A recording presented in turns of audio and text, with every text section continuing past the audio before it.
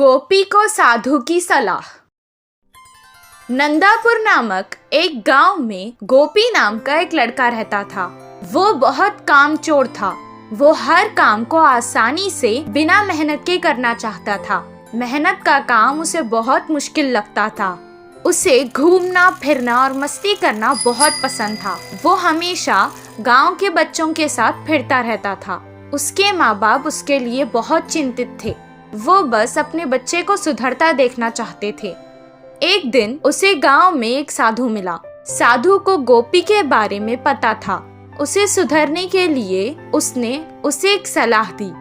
तुम बहुत अमीर हो जाओगे अगर तुमने मेरी ये बात मान ली तो। अपने गांव के बाईं तरफ एक आम का पेड़ है। उसके 10 कदम पर अगर तुम खोदना शुरू करोगे तो तुम्हें वहाँ सोने का खजाना मिलेगा। ये बात सुनकर पहले गोपी बहुत खुश हुआ, लेकिन मेहनत लगेगी सोचकर ये कहने लगा, आप इस खजाने के बारे में मुझे ही क्यों बता रहे हैं? आप खुद भी तो इसे लेकर अमीर हो सकते हैं। हम साधुओं को धन का लालच नहीं है, हम बस लोगों की मदद करते हैं।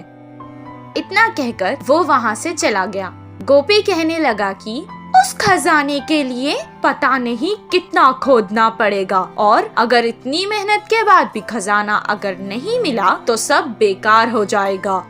इतना कहकर वो भी वहाँ से चला गया। हर काम को वो ऐसे ही टाल देता था। कुछ दिन बाद गांव में पानी बंद हो गया। गांव वाले पानी की तलाश में हर कोशिश करने लगे।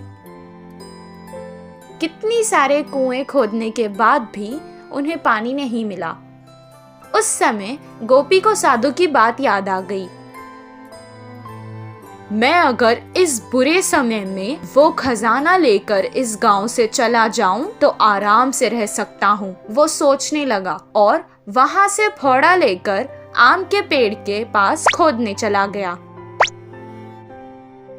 कितना खोदने पर भी उसे खजाना नहीं मिला, लेकिन गांव की ऐसी हालत देखकर उसने खोदना बंद नहीं किया।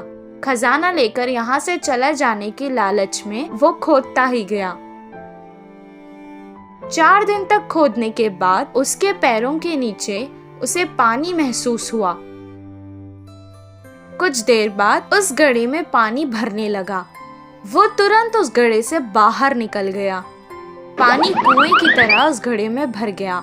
इस बात का पता गांव में लगते ही सारे गांव वाले आकर उस कुएं को देखने लगे। गांव वालों की जान बचाने के लिए सबने उसे कुछ न कुछ उपहार भी दिया। मेहनत के बाद शाबाशी के साथ साथ उसे इनाम में मिला, जिससे वो बहुत खुश हुआ और इस दिन से वो मेहनत के काम करने लगा। गोपी के कुएं से उस गांव की परेशानी भी खत्म हो गई और सब खुशी खुशी रहने लगे।